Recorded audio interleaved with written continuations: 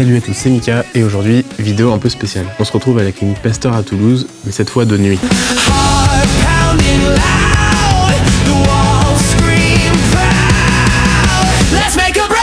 On va notamment passer dans les services comme de la réanimation, les soins intensifs de cardiologie ou encore les urgences de cardiologie.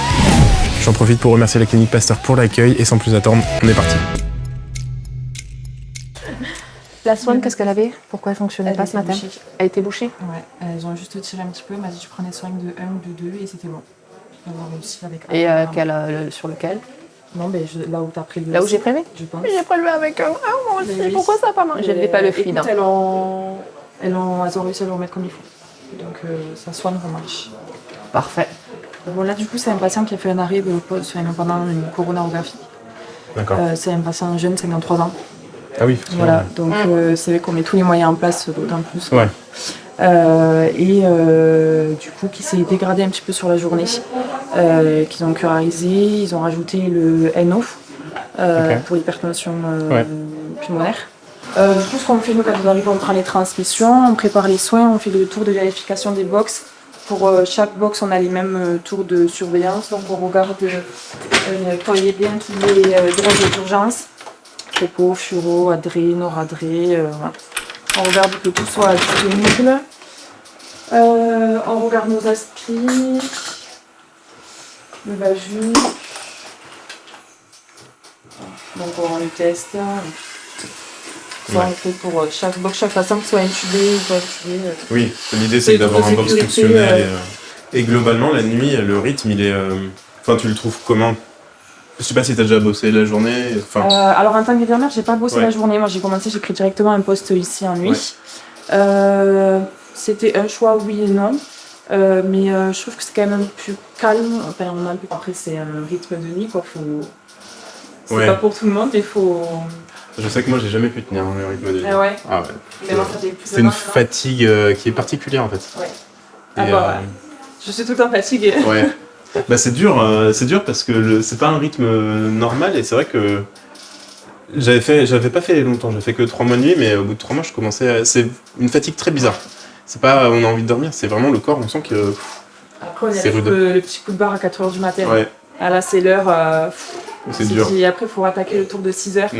Celui-là il peut être mortel. Il peut être mortel, mais voilà, après en rythme de nuit, bon ça se fait, il en faut de toute façon. Je resterai pas toute ma vie en nuit. Mais c'est intéressant. Mais pour commencer, moi je suis diplômée que de l'an dernier.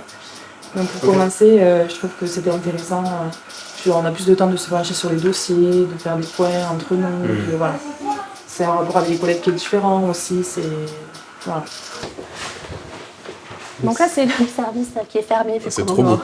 Ouais, l'unité est fermée parce qu'il y a moins de patients. Pas de chirurgiens, pas de patients. Quoi. Ouais. Il y a plusieurs services qui sont fermés ou en demi-effectif toujours pendant les vacances scolaires. Mine de rien, quand tout tourne, ça doit être... quand on a les 16... on s'occupe. Hein. Ouais, j'imagine. Ça doit être quelque chose. Bon, en fait, elles sont toutes parties, donc on viendra plus tard, parce que visiblement, elles sont occupées. Voilà, il y a 17 patients et elles sont 3 infirmières. Donc, ouais, ça court. Début de nuit, ça court. Donc, il y a des retours de bloc. On a 2 lits de pédiatrie là-bas au fond. Ah oui, ok. Cardiopédiatrie. On a un rythmologue qui prend les enfants en charge pour tout ce qui va faire une zone white, des explorations, des acquis jonctionnels, tout ça. Et là, on a un petit chichou de 12 ans. Ah, 12 ans. Il y avait 8 ans, quoi. Ce que je disais tout à l'heure qu'on parlait, mais non pas que plus les patients sont âgés, plus c'est acceptable, mais plus ils sont jeunes, plus c'est dur. Ouais. Hier, on avait 12 et 8 ans, et là, on a 12 ans. Bah ça, moi, je pourrais pas, par exemple. Ah non, mais il y a une vingtaine d'années, on opérait les bébés ici, les malformations congénites de naissance. Après, tous les infirmiers n'étaient pas formés pour les bébés, non, j'aurais pas pu. Ouais, je suis pareil. Après, voilà, on a encore plus maintenant que je suis papa, c'est... Ah non, voilà, c'était déjà beaucoup trop dur avant, c'est pas possible. C'est pareil. Mais là, du coup, vous pouvez poser des sacs. Ok. Ouais, les sacs, on avait déjà vu aussi, c'est une sonde d'entraînement. En gros, ça prend le relais du cœur s'il faut pour éviter que le cœur batte trop lentement. Si jamais il se ralentit trop, la sonde prend le relais et fait battre le cœur. Donc du coup, ils peuvent en poser. Ouais, c'est vraiment équipé pour toute la cardio. Et tu vois, tu as le centre de la douleur thoracique, l'USIC, il est là. D'accord, ok. Si ça va pas là, les soins intensifs de cardio direct au bout. Ils vont très très vite là. Ok. Ouais, donc le trajet est quand même bien fichu parce que c'est assez fluide, quoi. Ah, mais Olivia. Donc ça, c'est une unité de soins intensifs. Nous avons 16 lits. Oh, qu'est-ce que c'est grand. T'as vu ? Ça me donne presque envie de travailler, dis donc. Elles sont grandes, les chambres, ouais. Elles sont bien, ouais. Et vous en avez, tu m'as dit combien de chambres comme ça ? 16 ans. 16, ok. 16 lits, on a une grosse activité TAVI. TAVI Mitraclip, on a quelques spécialistes. La disposition comme ça, je trouve ça trop bien. Comment vas-tu ? Ça va. Redescendu de ce matin ? Ouais, pas très bien dormi, mais bon, c'est pas trop Premier arrêt, je pense que moi, le premier mien était il y a 18 ans, je peux exactement te raconter ce qui s'est passé. Ouais. Je sais pas, toi, ton premier arrêt cardiaque, tu t'en rappelles encore ? Premier décès que j'ai eu, c'était en tant qu'étudiant. Non, je venais d'être diplômé en réa et c'était. Voilà. En plus, c'était une histoire. Voilà, premier, on a tous un patient qui nous marque et généralement, c'est le premier de quelque chose. Donc, le premier arrêt, je te dis, c'était il y a 18 ans, je me rappelle encore. Il est plus stable. Hein, Ouais. Le respi, on redébriefera tout à l'heure. J'ai un petit document comme ça, je te le montrerai. Tu te rappelles ce que je t'ai dit ce matin, ce que tu vas surveiller, tout ça. Et on revoit. De toute façon, j'ai tout sur le plan de soins. Donc, vous avez moins l'habitude ici qu'en réa, vous n'en avez pas souvent. Non. Je me permets de checker bien si. sûr. Super. Ouais, ça c'est la spécialité, normalement, on n'a pas de réa, sauf que là, en réa, ils sont complets. Donc, Ouais, c'est ce on va regarder, que. sachant que ce patient a fait l'arrêt cardio hier dans la nuit. Okay. On a cette patiente qui est arrivée pour l'ORP juste avant dans la nuit, qui nous a fait aussi l'arrêt juste dans la matinée. Donc nos collègues dans la journée ont dû l'intuber, l'ont envoyé en réa et donc du coup, entre guillemets, il a pris la place. Ouais, ça reste des soins critiques où effectivement il peut y avoir des situations. C'est ça. Donc c'est pour ça que j'ai eu un petit topo par notre coordinatrice des bonnes pratiques. Ça a été vite fait ce matin à 7h. Donc ouais, c'est ça. Et tu viens d'arriver en plus, si j'ai compris. Je viens de nuit, c'est ça. C'est ça. Je viens juste d'arriver. Je suis arrivé il y a un mois avec 2 semaines de formation en jour, donc prise de poste il y a 2 semaines à peine. Ok, ouais. Parce que c'est pareil, c'est un truc qu'on ne parle pas souvent. On se rend pas compte que les soins critiques, que ce soit les soins de cardio, la réa, c'est assez dur et ça demande un temps de formation qui est quand même assez long. Enfin, il y a beaucoup de choses qu'on voit pas dans les autres services. Le respi, les pouces seringues, certains médicaments. Il y a aussi une vérité, une spécificité avec la nuit qui est que on ne tient pas des années de nuit. Donc il y a beaucoup plus de turnover sur la nuit que sur la journée. Du coup, les recruteurs insistent un petit peu pour que les nouveaux arrivants soient de nuit. Donc en fait, on a énormément de jeunes diplômés la nuit qui ont un temps de formation adapté, mais qui se retrouvent très vite seuls dans un service. Jeunes diplômés, et ça augmente les difficultés, donc d'où mon poste. Mais oui, mais c'est intéressant. C'est quoi exactement ton poste du coup ? Alors moi, je suis coordinatrice bonne pratique en soins critiques. Donc je suis en plus localisée en réa, mais je peux intervenir à l'USIC. Je suis là en plus pour les former. Bon, je fais aussi des audits quand c'est plus calme. J'ai aussi un petit côté audit. Et je suis là pour les former, les accompagner, répondre aux questions. C'est trop bien d'avoir une personne ressource qui est disponible en dehors de... Voilà. Pour nous, en tout cas, c'est sécurisant justement. Dès qu'elle s'est présentée, c'était vraiment une sécurité. Si jamais il y avait ce genre de matériel, et d'ailleurs, elle est venue directement sans même qu'on ait à l'appeler. C'est sécurisant d'avoir quelqu'un qui sait comment l'utiliser, qui nous encadre autour de ça. Avec l'USIC, je sais pas où je suis. Elle était dessus là. Donc c'est sécurisant et puis c'est en lien avec la formation continue, quoi. Ça me permet et puis comme dit, c'est des services où ça reste des services de soins critiques, donc il y a potentiellement des situations graves qu'on voit pas forcément que ce soit sur le temps de formation ou en stage ou à l'école. Et puis après, il y a la théorie et la pratique. Voilà, premier arrêt on a beau avoir la théorie dans la tête, la mise en application. Il faut se préparer comme on peut, que ça soit regarder les vidéos, réviser nos cours, s'imaginer, se projeter. Quand on le vit, c'est jamais pareil.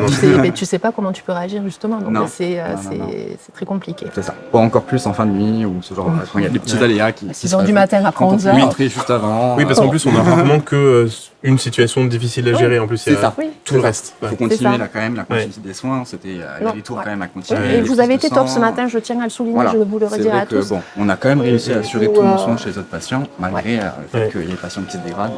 Là aussi rejoint la cohésion d'équipe qui est très importante. Oui, vous avez été top ce matin parce que sans que j'ai besoin de demander ou que tu aies besoin de demander, elles ont pris en charge la voisine, elles se sont réparties les patients parce que c'était 6h, il fallait finir les soins du matin. Vous avez super bien géré ça. La relève est arrivée, on a pu faire les relèves directement. Donc c'est là aussi toute Donc tu me remplis la pression de crête, comme je t'ai dit ce matin, c'est la pression que tu as au niveau des voies aériennes, donc de la bouche jusque là. Si ça monte trop, c'est que tes alvéoles souffrent, donc tu essaies de le broncho-aspirer pour voir s'il n'y a pas un bouchon ou des sécrétions qui gênent. Si ça monte trop, au-delà de 30-35, tu appelles le médecin, c'est que les alvéoles sont en train de souffrir et c'est pas bien. Souvent signe de pneumopathie, OAP, on dit. Voilà. Quelle heure est-il là? Parce que là, il y a tous les autres services qui sont en relève. D'accord. Antonella est au bloquémo, c'est ça? Oui. Et j'ai la patiente, mais du coup, j'attends. T'as un joli caté. Oui, mais j'arrive pas. T'arrives pas à le caté? Non, j'arrive pas. Mais après, là, déjà, celui des pompiers. Nous avons gagné à deux là. Écoute, pardon. Non, moi je sais pas. Après... Ça fait 18 ans que je fais de la réa, je ne sais pas perfuser. Bah non, mais c'est donc compliqué. Si après, elle a il n'y a pas forcément de chance que... Elle a le cadre des pompiers si jamais au cas où, mais bon, je vais en mettre un deuxième. Parce que du coup, même la bio, je peux pas. Et comme elle est au bloc, je sais pas si je dois mettre les supprès. Donc j'attends. T'as appelé Virginie à l'accueil? Oui, je l'ai eu, c'est bon. Puis j'imagine que c'est complètement aléatoire en termes de flux, ça peut être oui, tous remplis d'un coup. Comme, hier, on a eu 9 entrées. Hier, ça a été chaud. Ouais, j'imagine. Là, ce soir, ça va. Oui, il y a eu 9 entrées, sachant que tu avais déjà 4 ou 5 patients.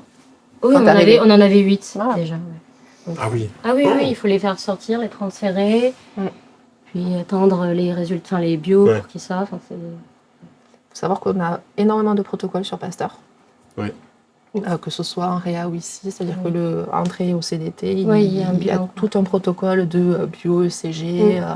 Mais c'est trop bien. Comme ça, tu perds pas de temps. Et même si elle n'est pas là, là j'ai pas réussi à la cater, mais normalement. Donc Lydie, l'aide-soignante d'ici, s'occupe de faire tous les entrées administratives, donc le recueil de données, les médecins traitants, personnes de confiance, voilà, tout ce qui est administratif. Elle fait le CG, et l'échange quand il faut et le ménage rapido quand les patients portent. En quartière, hôtelière. Il faut que tous les box soient pris le plus tôt possible. Ah oui. T'as combien de patients du coup la nuit? Quand je suis ici, j'en ai 10. Je peux en avoir maximum 10. Ouais. Après, sinon, on fait 15 jours. Sinon, après, c'est mal aussi. Vous avez combien? Ça arrive souvent d'ailleurs que ce soit rempli là, dernièrement, ouais. Ouais, 9 entrées. Rude. Ah ouais, j'imagine. Ah, c'est Antonella. On va aller voir. Hi. Bonsoir. Bonsoir. Pour la petite histoire, nos cardiologues de garde, qui font les gardes de la nuit, c'est des cardiologues qui sont embauchés dans la clinique et qui viennent de d'autres pays ou régions de France pour se spécialiser, vu qu'on est à la pointe sur certains domaines, dont l'état vie, tout ce qui est choro et tout ça. Antonella vient d'arriver, elle vient d'Italie. Elle a signé pour 1 an, donc pendant 1 an, elle va être sur la clinique et elle fait les gardes. Ils sont plusieurs là, ils changent tous les ans en octobre-novembre. Ça fait, je crois, 1 mois qu'elle est là, Antonella. Trop bien. Donc on a principalement des Italiens, des Grecs, du Maghreb. Et là, on en a 2 Japonaises qui arrivent. Ok. C'est trop bien. Et ils viennent se spécialiser soit en rythmologie, soit en hémodynamique pendant 1 an. C'est génial. Pour pratiquer, vu qu'on a un bloc où on brasse énormément de patients, ils viennent se spécialiser. Et ils font les gardes de la nuit en plus. Pareil, on a un spécialiste de l'ablation de l'AFA hybride, on a quelques spécialistes qui font que du coup... Nous avons des cardiologues qui viennent se spécialiser ici, ils restent 6 mois, 1 an, après ils retournent chez eux, avec leur petit bagage Pasteur. J'imagine qu'ils doivent apporter aussi certaines choses qui font une autre vision, une autre technique des fois. C'est très enrichissant, pour eux comme pour nous. Ouais, j'imagine. Ah non. Et quand vous avez commencé à tenir avec la fatigue? 6 ou 7 jours et dans 7 jours, je cherche le robinet, le petit robinet. Il n'y a plus rien. Tu sais qu'hier on a des bandages de compresse pour musique. Et aujourd'hui, qu'est-ce qui s'est passé? J'ai été voir mon cardiologue. Oui. C'est ton numéro. Ok, et bien déjà on arrive. 37,90. Ah oui, merci. Il y a le retour du bloc aimant.